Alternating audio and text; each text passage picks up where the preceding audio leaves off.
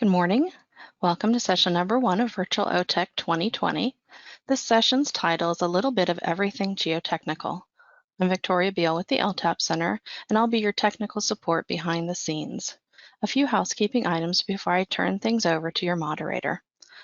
Questions will be accepted throughout the session in the question box, and we would like for you to please look for that question box now in your GoToWebinar panel and drop a hi or hello in there so we know you found it. We would also like for you to know that the session is being recorded. If the technology cooperates, we will post a YouTube video link on the OTEC site once the conference completes, so you can rewatch this session or any segment of it. Also, at the end of the session, you will be receiving a certificate for 1.5 CPDs for complete attendance at this session. Now, I will confirm that it's actually at the end of the session, but it might actually come at the end of the conference. So please just watch for it to come into your email. If this session does run over, the certificate is not going to be modified to include any additional time. So while you are encouraged to stay on if the session runs over, please note that no additional CPD is going to be given. A CPD credit will be given. So I'd like to thank you for your attention, and now I'm going to turn things over to Chris Merklin. Are you ready, Chris? I'm ready, Victoria. Good morning, everyone. Welcome to session number 1, a little bit of everything geotechnical. Again, my name is Chris Merklin. I'm the administrator of the ODOT Office of Geotechnical Engineering, and I'll be your moderator. It's only appropriate that a geotechnical session start things off at OTEC since we are the foundation of all engineering, as we like to say.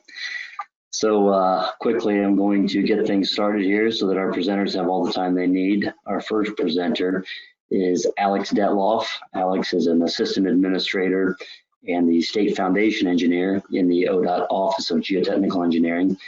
And Alex will present with a title of Where is My Rock? Surprises in Exploration and Construction. Go ahead, Alex. All right, I figured we'd kick off something that was a little light and maybe fun, a small little bridge project where some strange stuff happened. There's my title. So Franklin 1017L was a simple project. We're just gonna widen a bridge on the inside. However, we got a few surprises looking through the exploration, and we had a hard time figuring out where the bedrock was exactly. And we're gonna look at what happened here. So on the west side of Columbus, there's where our project is. It's a bridge over Harper Road at the intersection, or near the intersection to McKinley Avenue. I-670 is there at the top, and I-70 east and westbound is there in the middle of the screen. The bridge is on I-70 westbound going into the join with I-670. Here's that same location in the ODOT TIMS geotechnical app, showing all the boring locations that are around there, all the historic boring locations. I went ahead and put in the top of rock locations at each of those borings. The little red X's are the roadway borings. In those cases, we didn't hit any rock. It's just the soil subgrade borings, so they weren't really important here. But you can see that, everything's pretty consistent around the bridge. I also threw in some, on both those bridges, near the middle of the bridge, there's some drive rods. In the old days, we used to just drive a rod with a pile hammer into the ground and see where it stopped. And we would use that to kind of locate top of rock. And sometimes they use it to design friction piles. So we have some pretty good data for top of rock pretty much all around the pair of bridges there. Note though, this one boring right in the middle has a lower bedrock elevation than all the others. That didn't really jump out at us at the beginning. It's on the other bridge. We weren't really looking at those borings in detail at the time, but it will kind of pop back up to haunt us here in a minute. So the bridge itself was built back in the late 1960s. We did a exploration on the bridge at that time. As you can see, we drilled a boring at each far corner of the bridge and 2 drive rods near the middle of the bridge. We look at the profile view right up close. You can see the left side of the bridge has slightly higher bedrock than the right side of the bridge. But the bridge was built with shallow foundations just right on top of rock. So we can see the rock is sloping slightly to the west and south. coming across here, but not much. It's pretty much flat. Most of the rock in the area is around the same elevation, like what was it, 930s, 730s. So we planned our exploration back in 2017. Wait for this thing to catch up there. There we go. And you can see that the original historic borings are on there in orange. And then our two proposed borings, we just put catty corner to the existing ones, one at the pier, at the rear pier, and one or at the forward abutment. And we figured we wouldn't probably, do anything but hit top of rock and then just continue the footings on out. And there's the original boring elevations. Once again, down there at the bottom, you can see the 718.3, that's slightly lower than the other ones. So we drilled and we started to get some surprises right at the beginning. The boring at the forward abutment it actually kind of fits in. I mean, we've got 737, 729, 722, and 718. Maybe rock could be sloping down. But the one we drilled at the pier, that's 40 feet deeper than we expected. So right away we were surprised, and we figured we need to do something else here to try to figure out what's going on. So we planned additional exploration. We put another boring at the forward pier, and we planned on running some electrical resistivity lines right along both sides of Harper Road and right along the edges of the piers there to see if we could get a better idea how top of rock was changing in here. Then we went ahead and drilled that boring, and that one was about 30 feet deeper than we expected it to be. So it's a good thing we planned the electrical resistivity lines. We ran ahead and but really quickly, when we look at these, it's pretty much like what we get in most karstic terrain. The top of rock was around 730 across the board, and in the borings we didn't hit rock at 730, but around 730 in all three of the borings we hit some red clay. And anybody that knows anything about glacial karstic terrain, the glaciers tend to rip up all the limestone and shove a bunch of clay down into all the voids, and you end up having this bright red clay infill in all your karstic voids. So that's just this kind of looked like a pit maybe in the middle of the project, which had some glacial infilling. We went ahead and ran the electrical resistivity lines, and you can see there's a boring placed on this one for reference. There's a big bright red blobby area on the lower right hand corner. We figure that's the limestone coming in from the existing bridge, and the boring itself is in the big pit. On the other side of the ER line, we have some yellowish kind of areas, and we figured that might be where the limestone's coming back up again for the other bridge. The other line showed pretty much the same thing. We had a big red blob on the there it is, the lag came.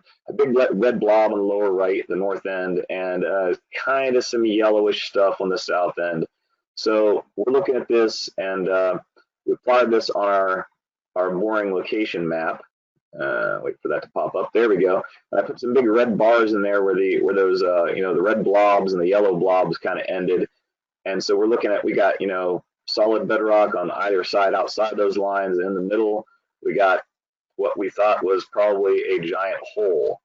And where's our picture of the giant hole? There we are. The lag's kind of slow. So we have a big giant hole, we think, maybe in the middle. And so we're trying to plan on that. So we revised our picture of the exploration for the right side of the bridge. And now we've got this big hole right in the middle. It looks kind of like a cross section of a ship or something. I don't know. It's lower on the rear pier and higher on the forward pier. And then looking at another view, taking cross section through the bridge, the zero at the bottom is the baseline for the westbound, and the bridge widening starts at about 30 feet right. So at about 30 feet right, we figured we had a major drop off in the rock at both of the piers, lower drop off at the rear pier, a little bit higher around 700, elevation 700 at the forward pier, and rock, around normal elevation for all the surrounding rock at the abutments. So let's see, man, there's a big lag. So trying to show the plans here, plan sheet there. So we went ahead and made the plans for the bridge.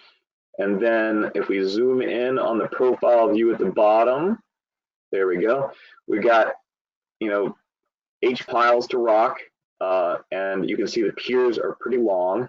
We got 45 foot for the rear pier, 35 foot for the forward pier, and the abutments are just essentially through the embankment and into the rock, so nothing surprising there for the lengths on those. So we designed the length of our pier piles to take into account the idea that we probably had some sort of big hole in the ground there. And the quantities, once I get the estimated quantities pop up, come on, there we go. The quantities show that we've got, about 350 foot of abutment pile and around 700 foot of pier pile. So during construction, we hit our first surprise at the forward pier as they started excavating for it. They hit solid limestone bedrock where we thought we might have a pit from the ER. It looks like our ER guesses were a little bit off by a few feet. So we had them keep digging to the side, and eventually they hit the edge. In the right-hand picture there, you can see my boot standing on the edge of the pit, and you can see the red clay that they found as they got to the edge of the limestone and found the beginning of the pit there. So this changed our design right off the bat. If we bring up the foundation plan, now we have a red dashed line at the rear pier that's off the pier, and a red dashed line for the forward pier that's going through the pier. And that means that we've got top of rock at the bottom of the pier for 6 of the 8 piles on the widening for the forward pier. And so we changed our design to make the pier cap into essentially a footing. So in a cross-section view here, we've got, we eliminated 6 of the piles, and we took the other piles that were going to be battered piles in the end and just made them vertical piles, figuring that the friction between the new pile cap spread footing and the existing limestone would be enough to keep the bridge from moving at all. And we just have it bridge the gap between the edge of the limestone and the last row of piles, and that pile will just go on down to the bottom of the pit. So back to our cross-section view with the Excel, we still have our big pits there, but our pit's slightly in a different location now. And what we actually got when we went out there and started driving pile is this. So at the forward pier, you can see the orange line went out quite a bit further and dropped down, and we only had one pile that went down to the bottom of the pit. The rear abutment is the black line. It went quite a bit deeper than we expected. It jig-jagged all over the place. But for the most part, it was just a little bit deeper than we expected. The forward abutment actually ended up being shallower than we expected in a number of places. But neither of the abutments were that surprising. The big surprise came with the rear pier. We drove piles there, and they got deeper and deeper and deeper as we started driving across it. And you'll notice that in the middle of it, about 40 feet right, about 38 feet right maybe, there's a gap in my lines there. We drove pile number 8 at that location, and pile number 8 just kind of drove out the bottom of everything. It just kept going. When they ended up calling, they had driven the pile to 100 feet long, and we told them, we'll stop. 100 feet, that's pretty long for a pile that we expected to only be about 40 feet long. So we talked to the structural designer.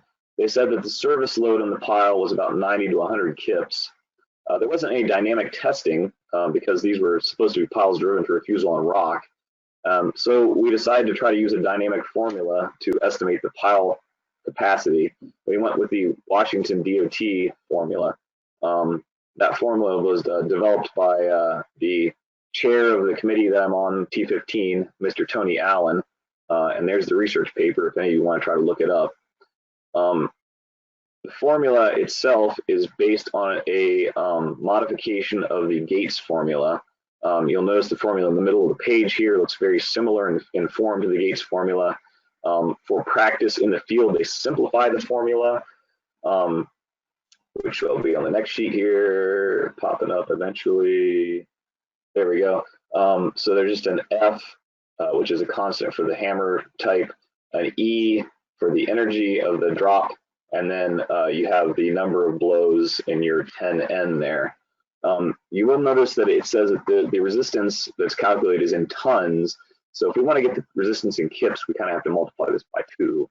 So we went ahead and ran some hand calculations, which my hand calculation will pop up momentarily here. And so we use that same equation there at the top with a factor of 2 multiplied in there. We didn't get exact information on the hammer. They said it was stroking about 5 to 6 feet.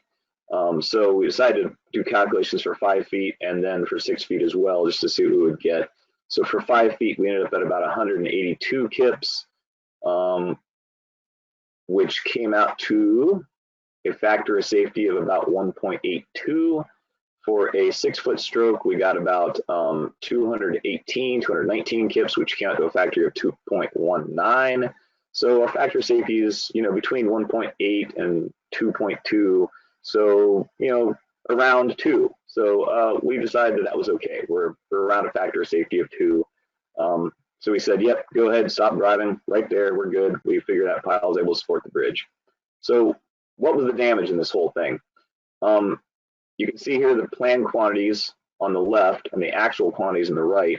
On the total line, it doesn't look too bad. We're actually 38 feet less what our planned quantities were. So it looks like, we saved a little bit of pile. But when you look at the actual foundation units individually, it shows a slightly different picture. At the rear abutment, we drove about 150 foot more pile than we expected. At Pier 1, we drove about 82 feet more pile than we expected. Most of that, of course, being in the one pile that drove really deep. We did plan for some really deep piles, but some of them drove shallower than we expected, and at least one of them drove way deeper than we expected. At Pier 2, we drove a lot less pile because, of course, we put most of that on top of rock. At the forward abutment, not much difference. We came out to about what we expected, not much. When you look at the bottom, for the types of piles, the abutment piles, we drove about 140 extra feet, most of that being the rear abutment. And for the piers, we drove less than we expected, 177 feet. But once again, that doesn't really tell the story of what happened between the two piers. The one pier drove way more than we expected, and the other pier drove way less than we expected. So apparently, our estimations weren't very good for this project. What we figure we actually encountered out there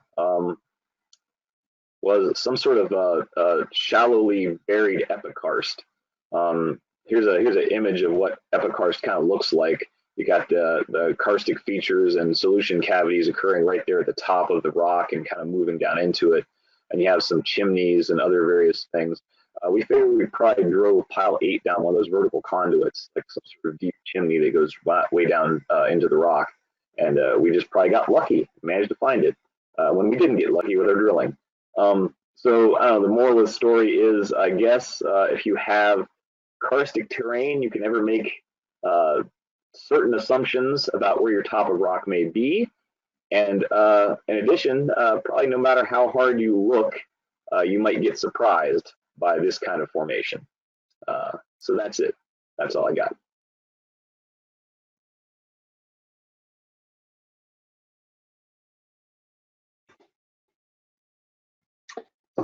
Okay, great, Alex. Thank you so much. If anyone has any questions, they can enter them in the question box there.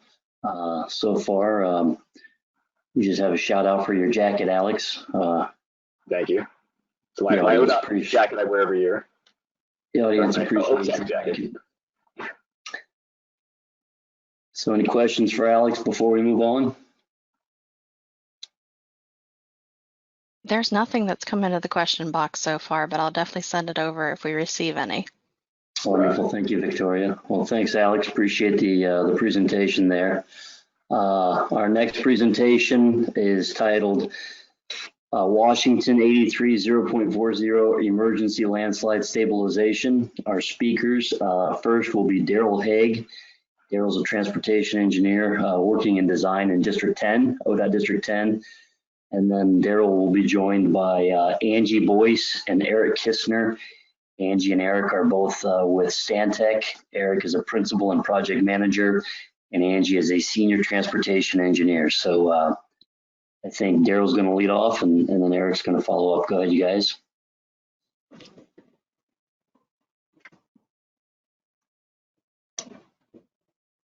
So good morning, everyone. As Chris mentioned, my name is Daryl Haig, and I'm here in District 10, Southeastern Ohio. This is going to be a case study project entitled the Fast Track Road Realignment and Landslide Remediation. It's going to be on State Route 83 in Washington County. So as far as the agenda for today, I'm going to provide a brief introduction and some background information.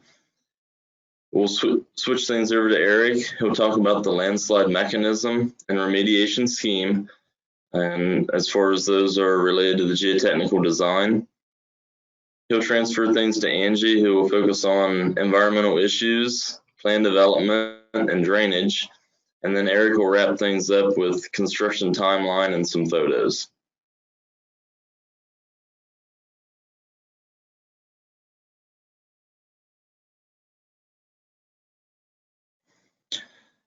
Okay, so in the top right-hand corner of the screen, for anyone who isn't familiar with where Washington County is, it's located in Southeast Ohio.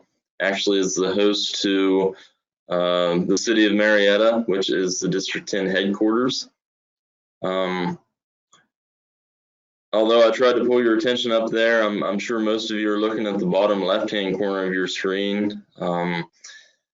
We'll throw out a brief disclaimer here. There was no people or animals injured in the taking of this photo. It's, however, not photoshopped. It's very real. We had set up barricades, road closed signs, and unfortunately, this Honda Civic decided, for whatever reason, that they would pass through those barricades. Rather ambitious of them to try to make it through. As our fine folks in Marysville would agree, I'd say a Honda can go about anywhere, but I'm afraid it met its match here today. So other than that, it provided a good picture for us, a good attention grabber for this presentation. So on the bottom right, it's just another angle looking the other way. Just really shows how much the road was warped and distorted by all the pressure from this landslide.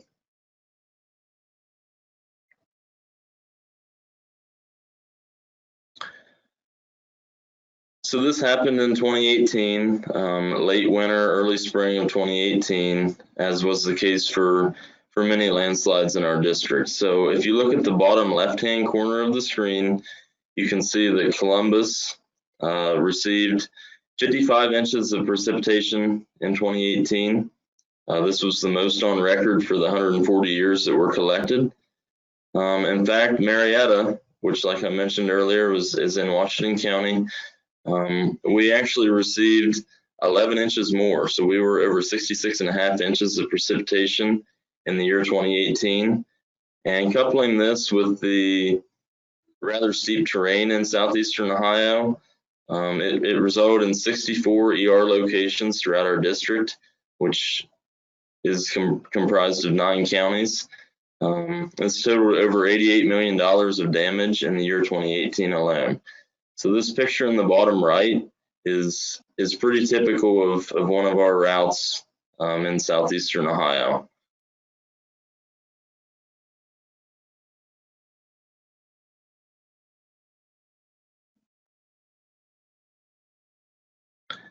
So the impacts of this landslide in particular, where it was located is in a fairly rural section of Washington County. And unfortunately, there's not a whole lot of state routes that connect here. So there was a 35-mile state detour. Of course, as most of you know, we can only provide detour signing on state routes. The good thing, I guess you would say, for the citizens around here, but the bad thing for the township and the village of Beverly is there was another state route adjacent, State Route 339, that went up to a township road, which connected back over into State Route 83, just north of our landslide location. You can see that highlighted in the upper center portion where the pointer is. So this ultimately increased the traffic on State Route 339 and this township road, which wasn't necessarily designed for the type of traffic that it saw, so it increased the road damage for these two routes. There was an energy plant located around a half-mile north of our landslide, and the number they gave us for an outage cost was around $30,000 per hour. Unfortunately, with the 35-mile detour, time is money, as all of us have been taught, and for each hour this plant's down, the outside services that they rely on to keep that plant up and running had to take this long detour, which unfortunately costs a bunch of money to them in the case of an outage. Also, as luck would have it, seems like on every project, we had utilities running adjacent to the landslide. There was a large water line that run up State Route 83 that actually serviced the plant, along with a power and phone line that had to be relocated. As you can see on this slide, there was a couple other relocation alternatives considered, one being just to the west of State Route 83, which would involve a lot of right-of-way takes and a total new alignment for around a mile. And we also considered using that township road to the north. Unfortunately, it was going to have to be widened quite a bit and would need a lot beefier pavement than what was put in there for the township road traffic.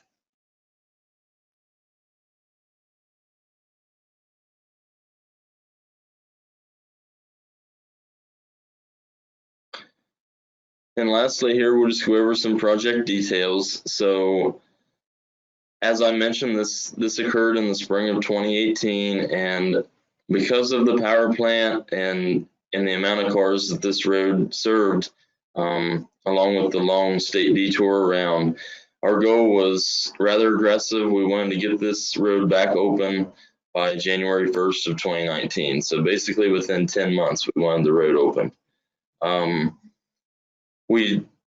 Because of all the landslides that we had in our district, we sought out some help for this one. We chose Stantec as our consultant to do the geotechnical design and also the plan development. We were able to get approved for a type A emergency, which for anyone who isn't familiar, this means that we didn't have to go through the bidding process, made it a lot quicker to get a contractor on board, which was George J. Eigel and Company. That's who we selected for this job. The construction costs ended up being just north of $8.6 million. There were 3 parcels with right-of-way takes and 6 acres cleared environmentally. So all of this, like I mentioned earlier, with a rather aggressive schedule of 10 months from the day the road was closed until we wanted to get this thing opened back up. A brief schedule here to the bottom left. The road was closed at the end of February 2018. By the middle of April, we had field work authorized. The design was authorized at the end of April. Come July 1st, the contractor was on board. Final plans were delivered by Stantec in the middle of August, and the road was open just before Christmas. So this project was a wonderful example of partnership at its finest. We here at District 10 would certainly like to thank Stantec for their efforts and the Eigel Company for their efforts in getting this rather aggressive schedule completed and opened by our goal before the first of the year 2019. I'm going to let Eric take over with some geotechnical things at this time.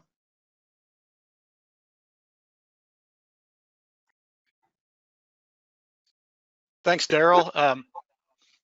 You know, I was cleaning out my van, loading up for a camping trip a couple weeks ago, and I found my OTEC badge from last year. So I thought it'd be good idea to wear this during the presentation to get myself in the right OTEC state of mind. Well, back to the ugly landslide.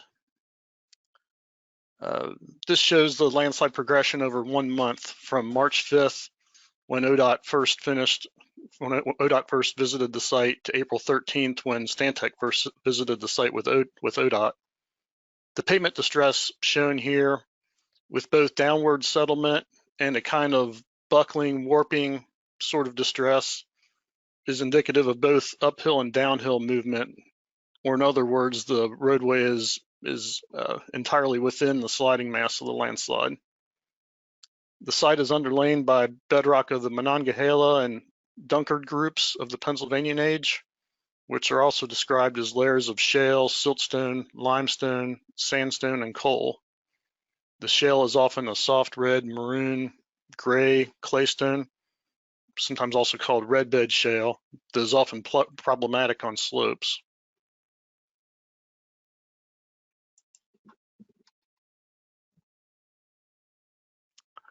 We performed a site reconnaissance both uphill and downhill from the road. Scarp was observed on the hillside above the road, as shown in this upper picture here. And a toe bulge, very well-defined toe bulge, was observed at the stream downhill from the road, as shown in the lower picture. That stream there is Sherman Run, which flows into the Muskingum River. My apologies for the finger in the picture there. The signs of slope instability were observed along about 600 feet of State Route 83. And it wasn't really just one landslide, it was more of a combination of 5 or 6 landslides along the alignment that were either close together or overlapping. 17 borings were advanced along the alignment. Average depth to bedrock was 18 feet, and groundwater was encountered in 6 of the 17 borings at depths ranging from about 10 to 20 feet. And as expected, the bedrock consisted mostly of shale with thinner layers of limestone, sandstone, and coal.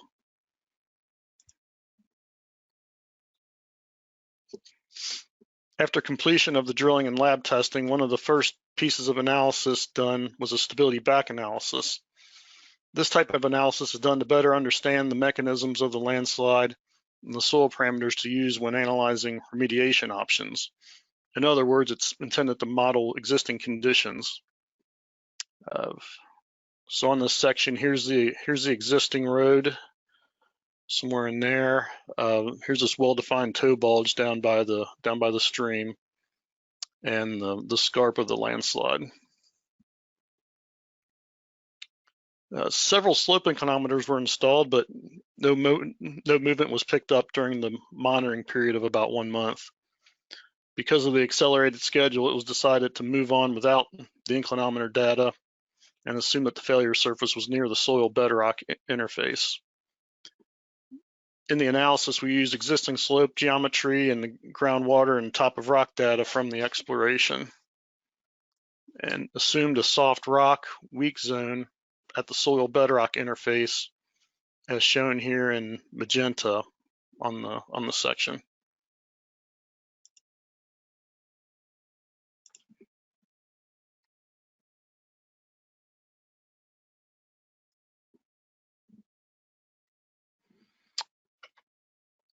The effective stress shear strength parameters were adjusted within normal ranges until a factor of safety of 1.0 was achieved.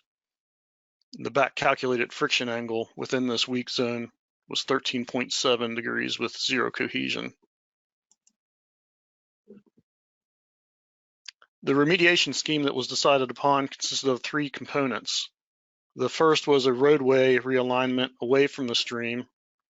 And here you can see the old roadway alignment shifted over away from the stream to here.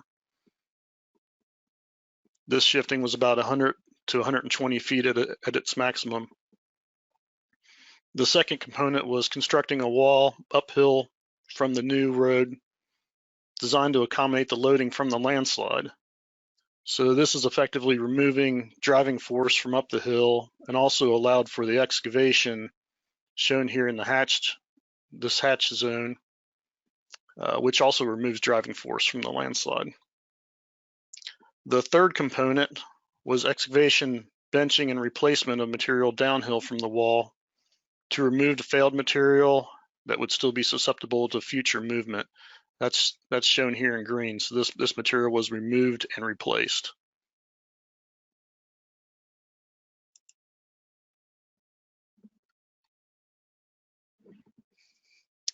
An option to the uphill wall was a cut slope that extended up the hill, but this was not desirable due to the height of the slope and the need for additional right-of-way acquisition.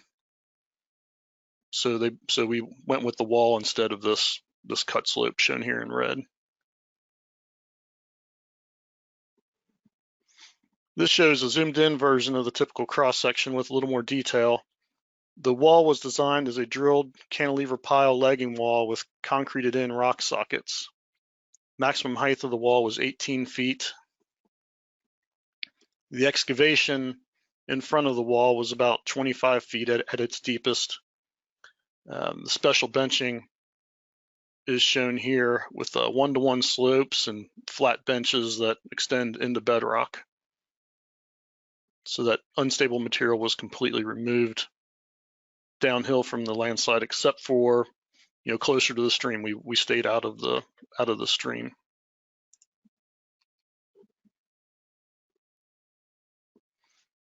Using ODOT GB7 as a guide, the UA slope program was used to estimate the loading per drilled shaft for the wall, which turned out to be 107 kips with a triangular distribution.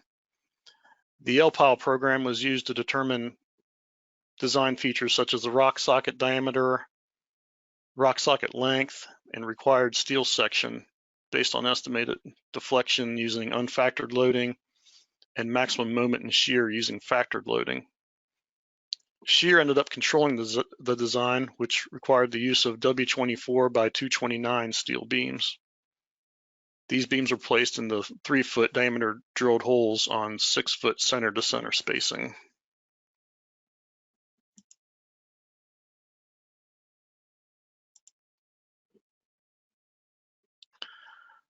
The bedrock unconfined strength is an important input into the LPIL program. It has a significant effect on the required steel section, size, and embedment lengths for these types of cantilever walls. We had 3 types of bedrock encountered along the alignment: shale, which was mostly gray and red claystone, limestone, and sandstone. The unconfined strengths were run on samples from each rock type and are shown here on the table. We ended up using a conservative value based on a value lower than the average strength of the shale. So we used an unconfined compressive strength of 600 PSI in the design.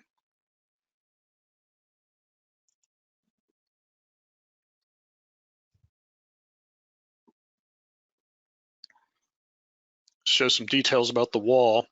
The wall was designed as a cut wall using top-down construction, meaning that first the holes are drilled to the bottom of the proposed rock socket. As you can see, 12-foot rock sockets were used here. So first the hole is drilled from existing grade down to the bottom of the drilled shaft. Then the steel beams are placed in the hole. The beams are concreted in place up to the planned base of the exposed wall. So the concrete extends up to about here. The excavation is performed in front of the wall. So this material is removed starting at the top, obviously. And temporary legging, this temporary wood legging was installed while the excavation was being performed. Then after the excavation was completed, the permanent concrete legging was installed and drainage material was put in between the temporary and permanent legging.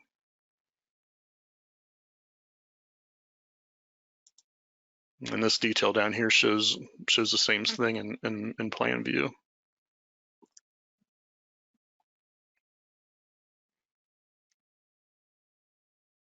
Global stability was checked both for the uphill slope behind the wall and the newly placed material in front of the wall. So the global stability was checked up above the wall here and below the wall down here, where we had to leave some of the failed material in place. The stability analysis did show some potential for shallow slope failures uphill from the wall that were less than 5 feet in depth. So in this range up here, in this area up here, there were some low factors of safety for real shallow failures. And this was considered to be a maintenance issue for the alignment. So ODOT's aware that that might have to be monitored and filled in occasionally if there's a shallow failure up there.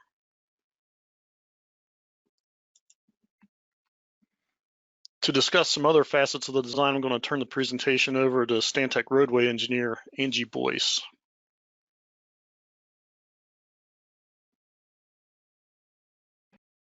Good morning. So I'm the curveball in the presentation, and I'll be talking about everything but geotech. So while the geotech analysis was taking place, there were environmental studies associated with the project that were going on. Some of the tasks included the regulated materials review, the section 106 scoping form, the level 1 ecological survey was performed, and the figure on the right shows the project study area and the ecological features that were located within the study area. Running along the east side of State Route 83 is Sherman Run, and then there's also an unnamed tributary to Sherman Run that starts at the top of the hill and runs through an existing 15-inch culvert. There were also potential roost trees that were located within the study area, which provided the bat tree clearing note as an environmental commitment to the plans. Public involvement was also done in the form of property owner notification letters. A regional general permit was issued for Sherman Run and the unnamed tributary. And a level 2 CE document was developed and approved on July 3rd of 2018.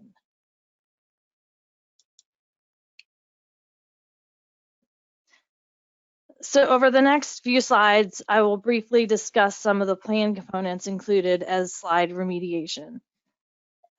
Approximately 1,500 linear feet of State Route 83 was realigned around 115 feet to the uphill side, utilizing 760 feet of a drilled shaft and lagging wall. The drilled shaft was used to avoid the large amount of excavation on the uphill side and to have minimal impacts to the uphill properties. As Daryl mentioned before, there was still, with the realignment, there still was the need to acquire some additional right-of-way.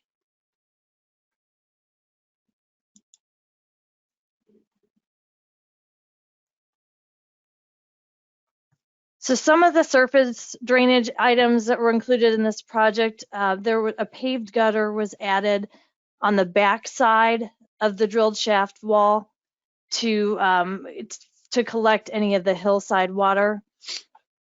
Articulated concrete block revetment system was added at each end of the retaining wall to accommodate the steep grade from the paved gutter to the roadside ditch. Rock channel protection was also added at the outlet of the proposed culvert that conveyed that unnamed tributary to Sherman Run.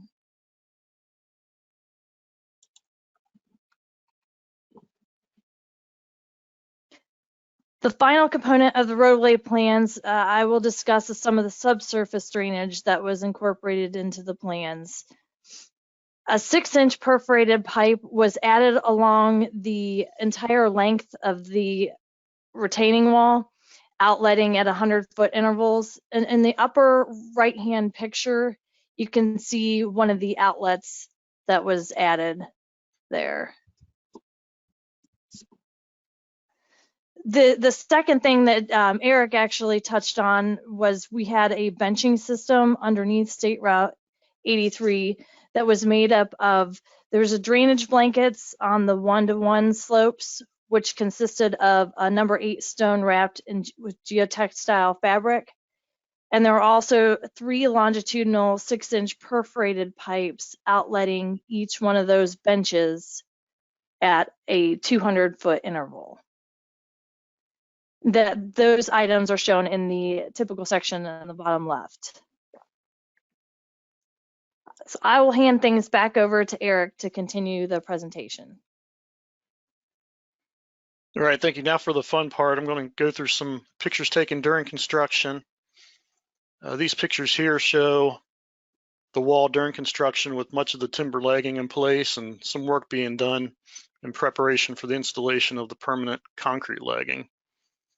Along much of the wall, a W27 size steel beam requiring a 4-foot diameter drilled hole was actually used during construction, as it was more readily available to the contractor. I'd mentioned previously that it was designed for a W24 size steel and a 3-foot diameter hole, but what was actually used along much of the wall was this W27 size steel beam with a 4-foot drilled hole.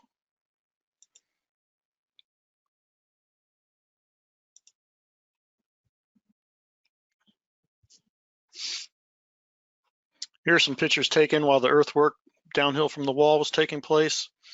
The picture on the left shows how even with the wall in place, there's still the potential for slope failure downhill from the wall, shown by this slip surface that was exposed here.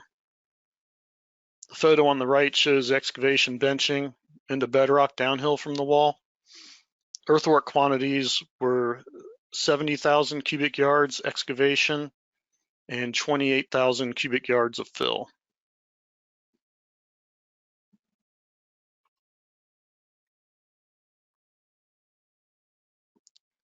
There was still some work remaining at this time, but ODOT was able to reopen the road just before Christmas of 2018 on schedule. It was a lot of work and coordination to be completed between April and December. And how it was done was by ODOT, EIGL, the contractor, and us Stantec acting as a single unit, almost as if it were a design build project.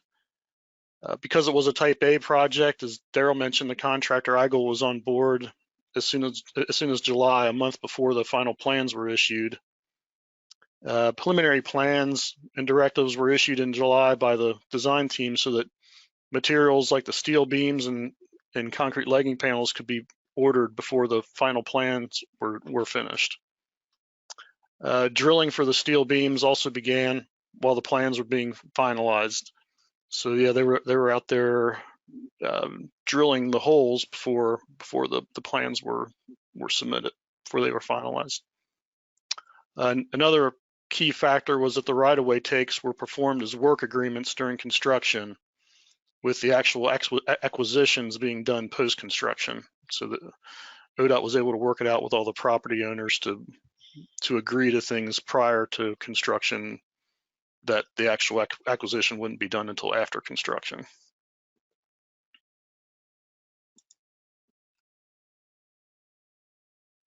Going to run through these last couple slides showing pictures of the completed project, but I'd just like to say in conclusion that this was a challenging project because of the schedule and complexity of the landslide, but it was very rewarding to hear from ODOT that the road was reopening on schedule and to see the final product.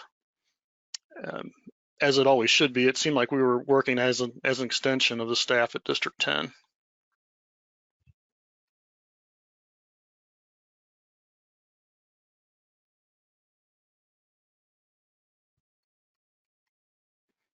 The new alignment and wall shows up on Google Earth now, so you can see a little better this roadway shift that we did. The yellow shows the pre-existing roadway alignment. So it was shifted up here and then blended in with the existing curves, and then the wall. You can see the wall here, and then the drainage, the surface drainage, the articulated blocks that were put in here at the ends of the project. And you can see here, like I mentioned before, there was a shallow slip that had to be filled in this area here.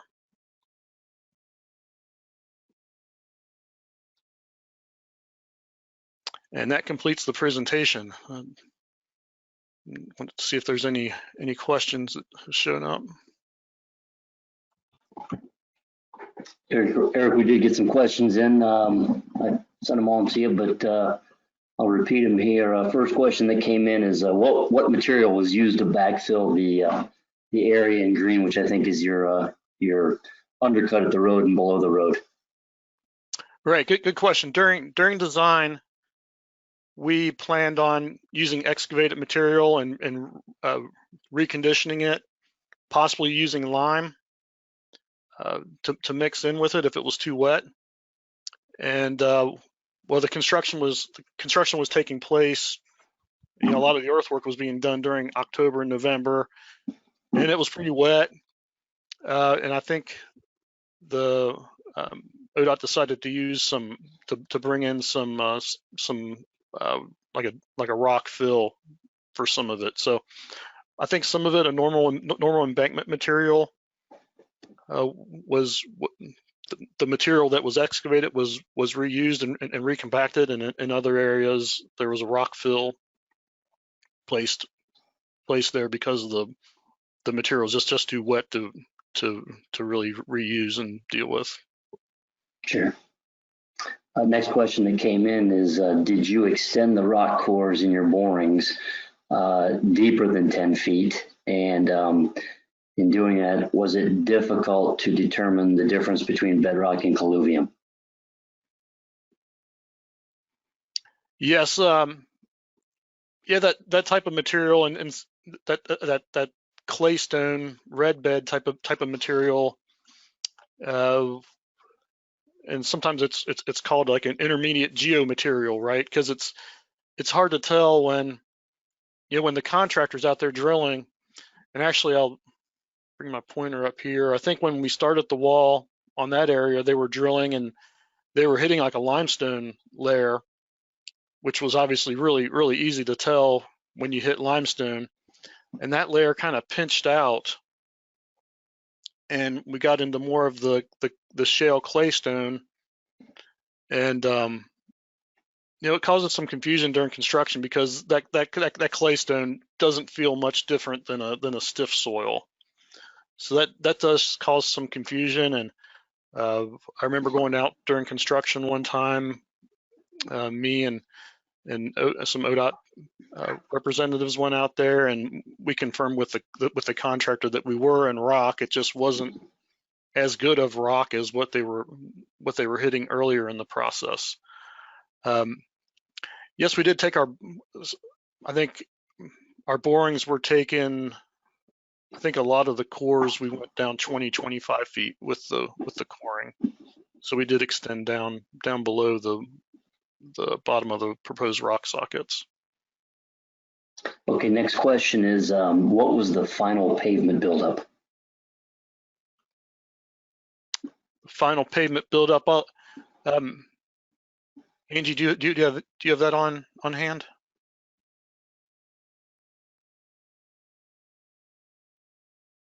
Yes, I mean, we just used, let's see, an inch and a quarter, just a typical buildup, 441 surface course, intermediate course, 6 inches of 301 and 6 inches of 304. Okay, great, thank you. Question comes in, can you please rename the fabric used for erosion control? And I'm not sure if that was the articulated blocks at the end there. Oh, the articulated concrete block revetment system? Yeah. I don't think there's any other fabric that was used for erosion control there, was there? No. There was a little bit of ditch erosion protection, but the one that I discussed was the articulated concrete block revetment system. Okay. Next question is, what was the panel thickness for, I believe they were precast lagging there? Good question. I'll see if that shows up on our detail.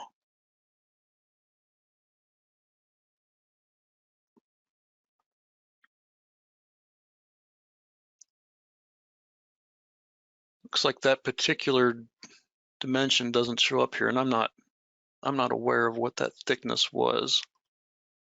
It looks like they were 8-inch panels by 5'9" wide. Okay. Yeah, it shows the temporary timber lagging being 4 inches wide, and then those final permanent concrete panels look like they're about twice as wide, so that makes sense. All right. Next question coming in. What type of steel was used for the soldier piles? Was it weathering steel? Yeah, I'm not aware of it being a weathering steel.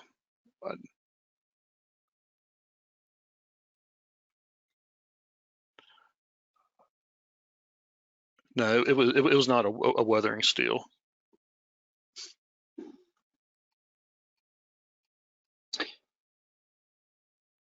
Next question coming in. Were the drilled shafts taken below the red clay shale? Not in all places. No, there was one part of the wall where I think we would have had to go like 30 feet to get to a bedrock other than the shale. So some of the wall, the socket is entirely within the claystone, the claystone shale layer. Okay. That's what it was. That's what the wall was designed for. We used the average unconfined strengths of the shale. So the wall was designed for the rock socket to be entirely within shale. Even though some places we were in, we did get into some sandstone and limestone. Okay. Still got a few minutes left here. Next question is, what was the reason for the change of the shaft diameter? I don't remember the particulars, but for some reason that W27 steel section was readily available at the time. I don't know if it was if the contractor had that in the yard or ODOT had it somewhere, or maybe just the supplier already had that rolled. But the W27 section was readily available, was more readily available than the steel section that the wall was designed for, the W24 section. Sure. Makes sense. So because of the schedule, they made the switch to that beam size. Okay, next question is, have you done any post-construction inspection? And if so, did you notice any outstanding issues with slope, the road, etc.? And during construction, were the bedrock benches located where you originally planned them to be?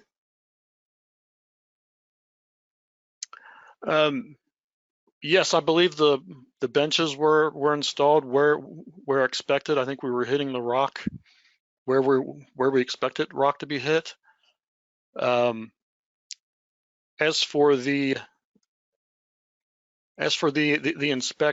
inspections, I'm sure ODOT's checking it out on a regular basis. This is pretty close to Marietta, but I'm not aware of what the regular schedule is for monitoring the site. Okay.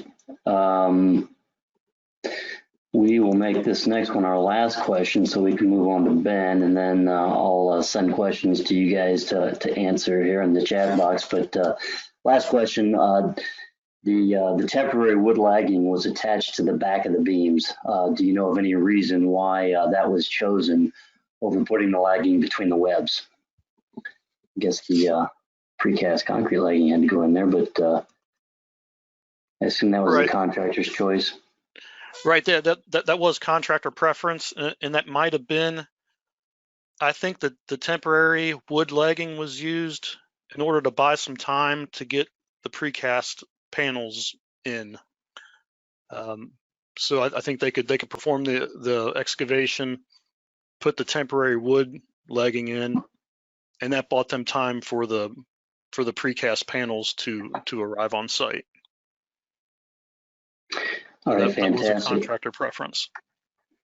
Eric, Angie, Daryl, thank you so much for your presentation. Like I said, there's quite a few other questions here we'll pass on to you as we continue on. We will move on to our third and final presentation. Our third presentation will be given by Ben White. Ben is a senior engineer at GRL Engineering. The title of his presentation is Technology Advancements in Drilled Foundation Testing Ben, take it away. Thank you, Chris. As Chris said, I work with GRL engineers. Let me share my screen here. There we go. We at GRL, we specialize in deep foundation testing, and that's why I'm going to be here talking about some advancements in these testing methods. The first thing we see here, there we go. There's a lag in the view. Here we go. So the first thing that comes up in all of these presentations, and a lot of questions for us, is why do we spend the time and the money to go ahead and do this testing? So some issues can come up, obviously, with things that are installed underground. Some major defects can be found in deep foundations, especially drilled deep foundations. So these can cause problems with your structure that you've spent so much time designing and so much time building. And second, and maybe more importantly these days, is this is a due diligence issue. If something were to arise, you could have some legal issues if you kind of ignore the testing.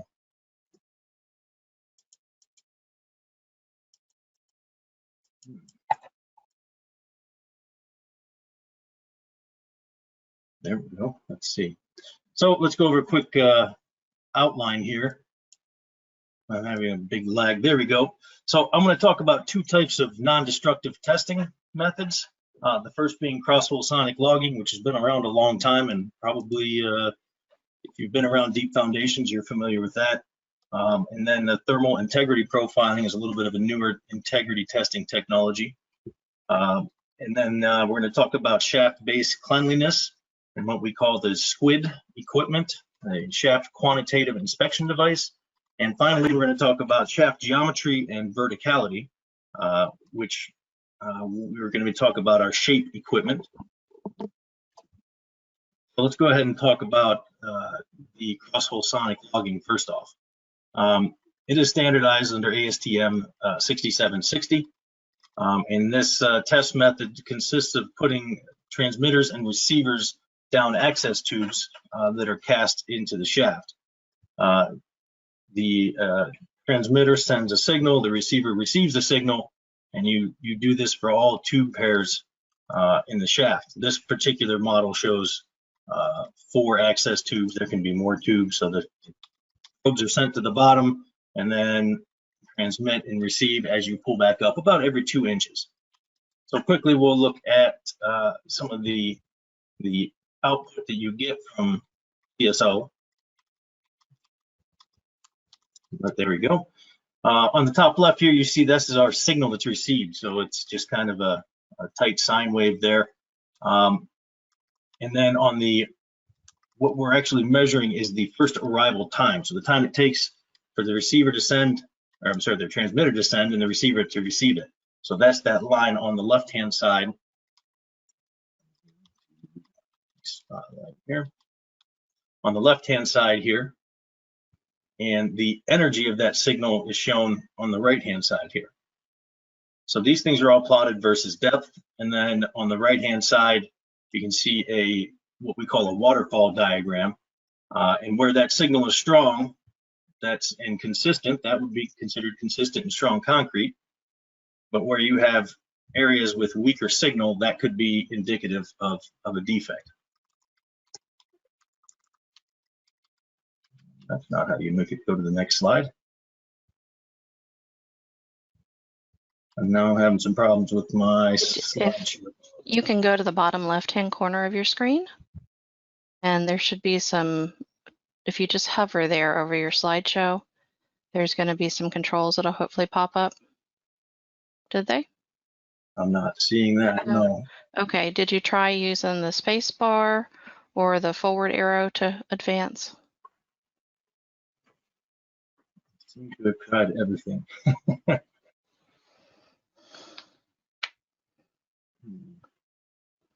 And have you clicked on the PowerPoint itself to make sure that it's active? There you go. I'm working on it here. I'm sorry, Okay. everyone. Now we're running. Okay, so There you go. the cross-hole sonic logging had some advantages and some limitations, as all test methods do.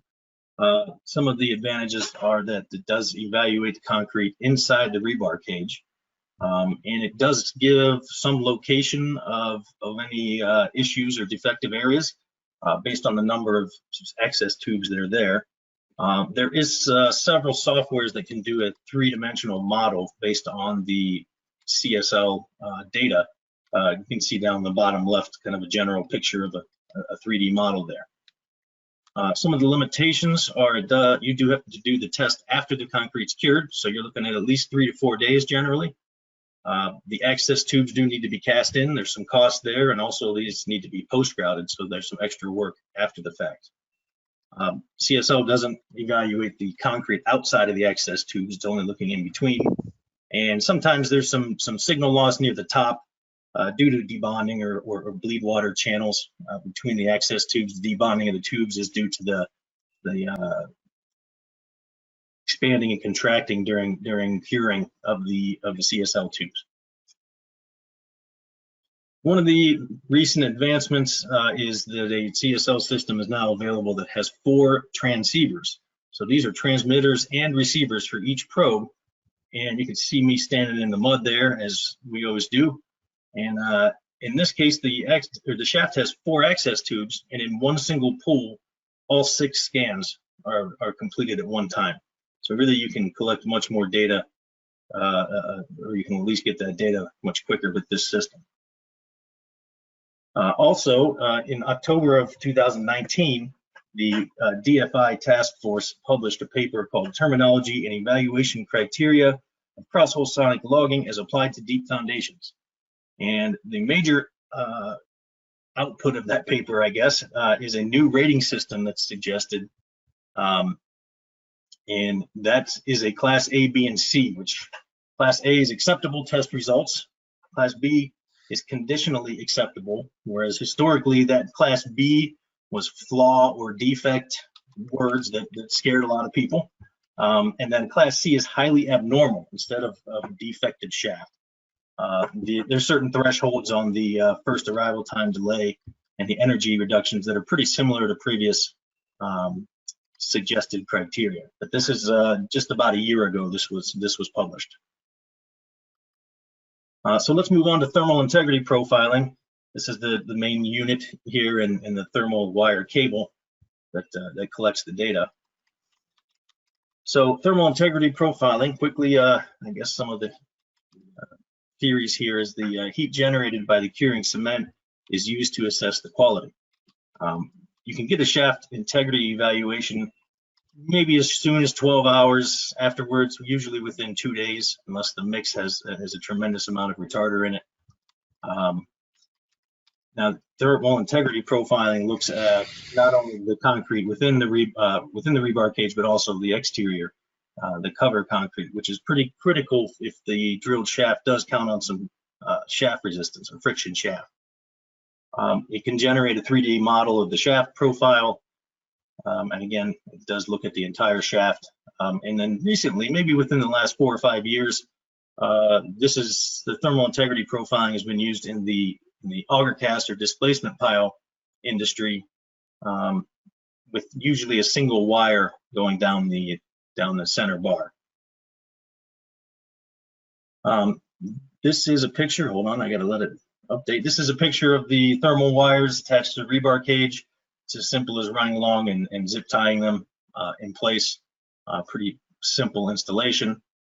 And then once that's installed, the shaft is installed, each wire is attached to a data logger. In this case, it's a TAP, a thermal access port. And that data is collected about every 15 minutes. So we're measuring temperature every foot along the length of the shaft, and we're measuring that every 15 minutes. Quickly, some output from the thermal integrity profiling. The graph on the left-hand side is showing elevation on the y-axis. You can show depth, but that is plotted versus temperature. And you see 4 different Well, 5 lines, 4 colored lines, those are each individual wires, and the average temperature is the thicker black line. So you can see the temperature stays pretty consistent. This is actually 14 hours after installation. And so this is where we've reached our peak temperature. After that time, the shaft will actually start cooling off. So you can see a pretty uniform temperature all the way down to where we indicate the bottom of casing and the top of rock. One thing you might notice is the bottom of casing and top of rock are about 2 feet apart. We're going to revisit that later in the presentation, but I'll talk about that a little bit now. That you see a small temperature increase in that zone, and then once we get into rock, the rock socket was smaller diameter, so you see a temperature drop off. Also, you see a roll off of temperature, what we call a roll off. So it's a temperature drop at the top and the bottom of the data. That's due to the heat escaping the top of the shaft and the bottom of the shaft. So we make a correction for that roll off, and we come up with our model. Now you're seeing an elevation or depth on the y-axis and a radius on the horizontal axis at the top and concrete cover on the bottom. So what we see there is a little radius increase in this plot on the right, or a bulge just above rock. So some of the advantages of this test method, again, we're looking at the full cross-sectional area. We can look at some rebar cage alignment. If you look back here, you can see the radius from individual wires. So you can compare opposite wires to see if the rebar cage is shifted and try to quantify that cover. Also, the results are a little bit faster. Generally, within a day or two, you have a good idea of the integrity of that shaft or that pile. Of course, limitations are next. You got to pre-plan. You got to put the wires in the cage before the shaft is constructed. The early testing window can be a limitation only in that you can't retest. Once the curing is done, this test is done. CSO, you can go back and retest at a later time, but an early testing window can also be considered an advantage at sometimes. We do need information on the shaft for the analysis, so some detailed shaft installation records and the concrete volume is pretty critical, as that determines our modeled shaft radius. One of the more recent advancements, which is the reason for this presentation here, is that the data can now, instead of being manually downloaded and transferred to your PC, we now have a cloud-enabled system, so that the data is collected, sent from what the tap edge you see on the left side has a Bluetooth connection to the tag, which is the thermal aggregator, I believe, as our acronyms go. And that tag unit actually sends the data to this cloud server that can be accessed anytime. So that can really limit your number of times having to go to the job site, whereas someone else, maybe the contractor themselves, can hook the boxes up. And so it's a new feature for the thermal integrity profiling.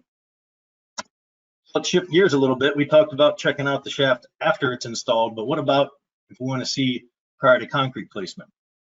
So these are tests that are currently done, but I want to talk about some of the recently released equipment for doing these kinds of inspections or tests. So the first is what we call the SQUID, the Shaft Quantitative Inspection Device. And this is used to evaluate, used for evaluating the thickness of the debris at the bottom of the shaft, the cleanliness. And number two, you can evaluate the strength of the bearing material at the bottom of the shaft. So this SQUID unit, as you see in this picture here, is attached generally to the Kelly bar of the drill rig. It's deployed to the bottom of the shaft, and you kind of set this down on the bottom of the shaft and use the weight of the Kelly bar to press down on it to apply some force. You can connect to our data collection tablet, either cabled as in this picture, or with a Bluetooth connection, so you can stay back away from the hole if that's a concern. And the output is essentially a load set curve. We're measuring displacement and force as this unit touches down at the bottom of the shaft. So like I said, we're measuring the debris layer or non-competent material, however you want to say that. You can evaluate the bearing strength if it's an end bearing requirement. That can also be used there. And the penetrometers are actually the standard sized penetrometer, and so that's kind of very comparable to a CPT cone. We have a little animation that shows as the squid goes down, it penetrates the softer material. Now we're measuring displacement, and now we measure force.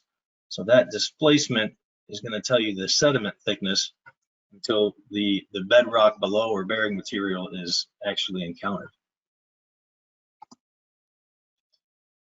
This confusing looking graph is shown to try to explain how the debris thickness is calculated.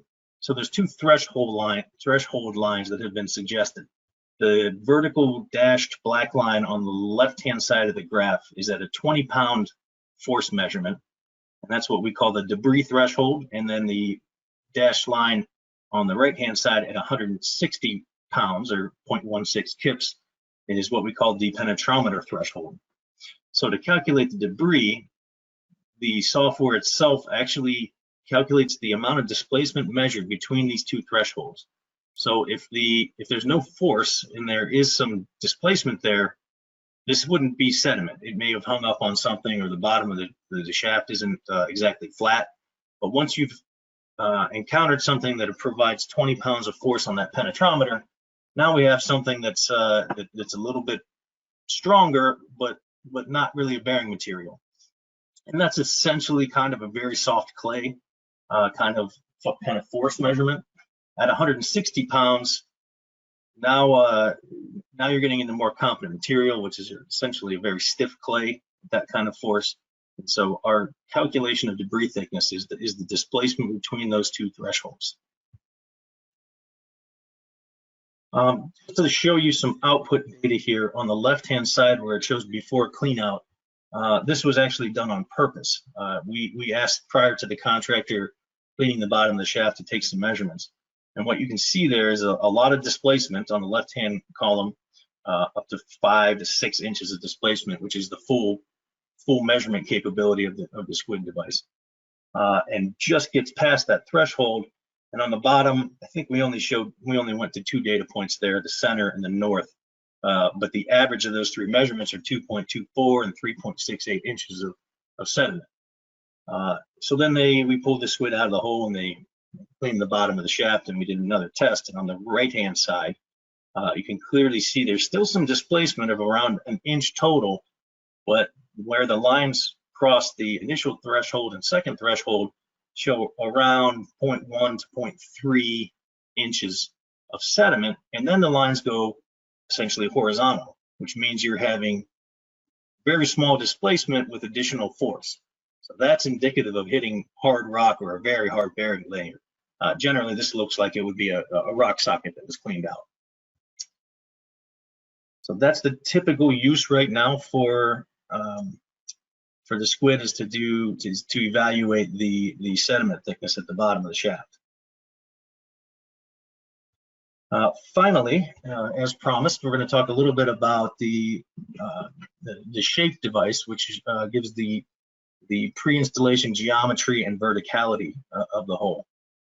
So you can see the device itself is again attached to the Kelly bar, and prior to testing, it is centered over the shaft, whether that's centered over a permanent casing or if it's a temporary casing. Often you can use the measured offset so that you're exactly centered, exactly as possible centered over the shaft.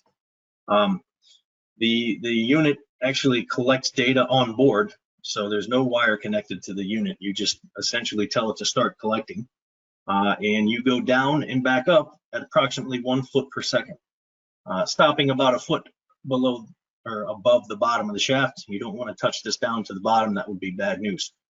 So you get a figure that's pretty quick for data collection. If it's a 60-foot long shaft, it takes 2 minutes to complete the data collection.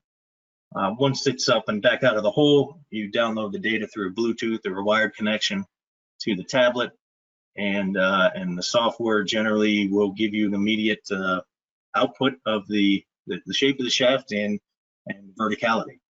So it's a pretty quick test. We're generally in and out in under 20 minutes, and then getting the results sent within maybe another 10 or 15.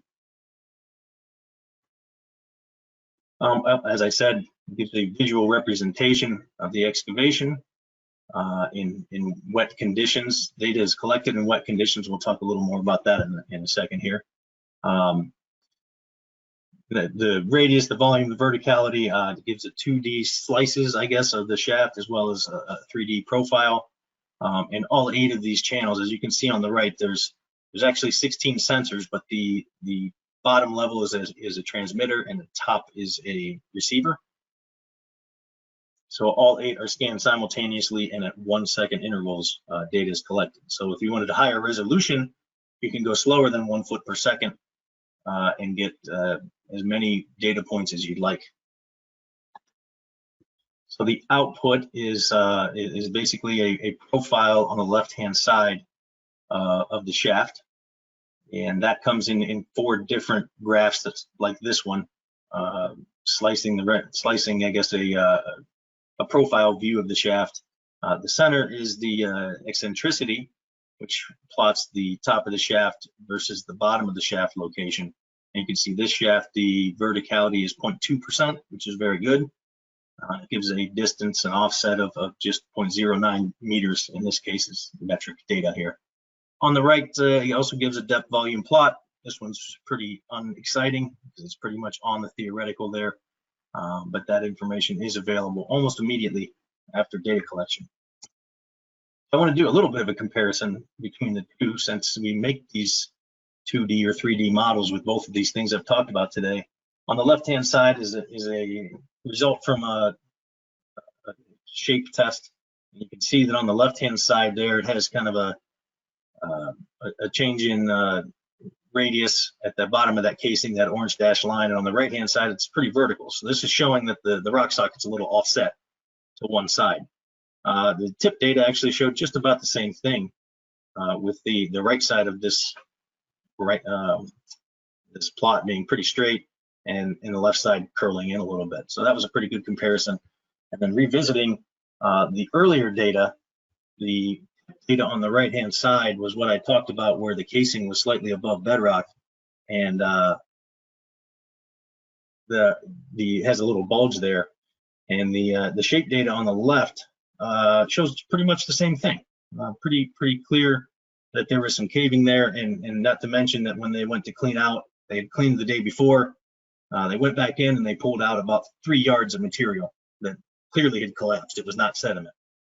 So that was an interesting comparison there. And one thing I want to point out, the graph on the left, you'll note there's only data from 57 feet to the bottom. So the water level was actually 57 feet below the top of the shaft. Even with that, we don't get data when there's not a medium there for the signal to travel through.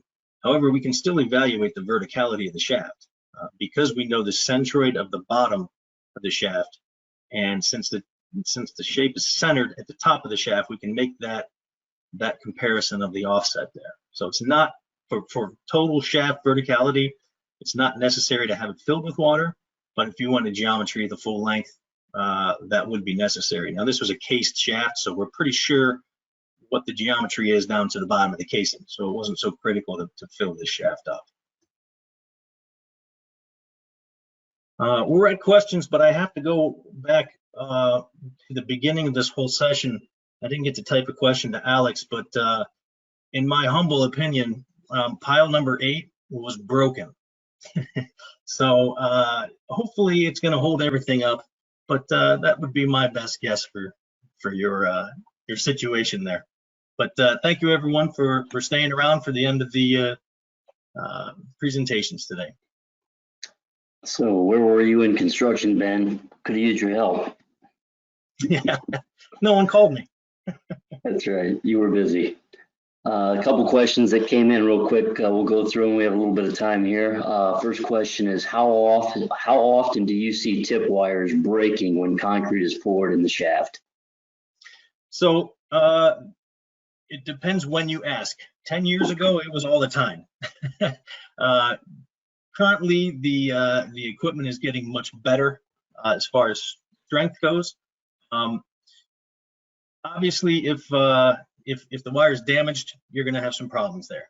But I think that if the wire is installed on the cage and is functioning, failure during concrete pouring is probably in the 1% to 2% range. I'd say, yeah, 1 in 100 of just unexplained during concrete pouring. So we've got a pretty good success rate at this point. Next question is, are CSL tubes commonly used with tip wires as a backup for the data collection? Again, it kind of depends when you ask. Each DOT has spent their time doing, well, each one, I guess, around Ohio, has had some time where they've done both CSL and thermal. And it wasn't for redundancy or one to check the other. I think it was to get comfortable with the thermal integrity profiling. And so it's currently common to see that, but I don't think that's the long-term goal. The long-term goal would be to have one test or the other. All right, next question is, do you ever evaluate the temperature differences from the inside to the outside of a shaft? And in addition to that, at what diameter do you consider the shaft pour to be a mass concrete pour? Okay, so the first question was, do you compare the inside and outside?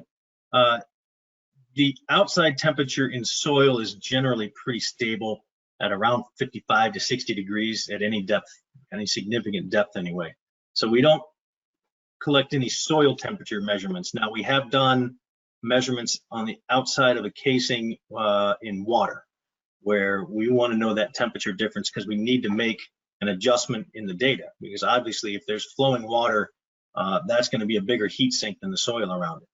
So we haven't done much in soil temperature measurement. We've done some measurement outside for evaluation purposes to be sure we're doing that correctly. But no, I guess there hasn't really been a study on that particular case. Second part of that question was mass concrete. And I don't know much about it, except that some places have started to call underground pours mass concrete. I've heard other people complain that anything underground can't be mass concrete. So personally, I don't think I have a real good opinion as to what should be considered mass concrete. Unfortunately, it's just not my specialty. Sure. The next question is, can you use couplings for tip wiring for segmental rebar installations? Yes, there is splice connections, and they're manufactured specifically for that. So if it's a 50-foot in a 50-foot cage, you would receive probably a 55-foot wire for the bottom and a 50 for the top. The connection is very simple.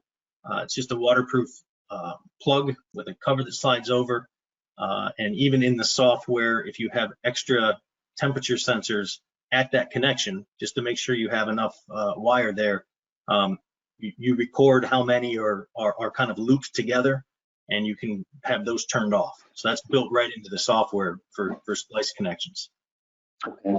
And the last question is, what is your best technology for testing older foundations? And a couple of options there: sonic echo, pit testing. What do you recommend? So investigative type of testing, I guess, or existing foundations. It kind of depends on the material. If we're talking about a steel foundation, you have what's called a parallel seismic technology, where you impact the foundation and you send a geophone down a borehole and record the amount of time it takes from the beginning of the impact to when the geophone hears it. And once you pass the bottom of the pile, presumably it's going to take longer and longer to see that. So the parallel seismic is one option. The other is what the equipment is called the LITE, or light length inductive test equipment.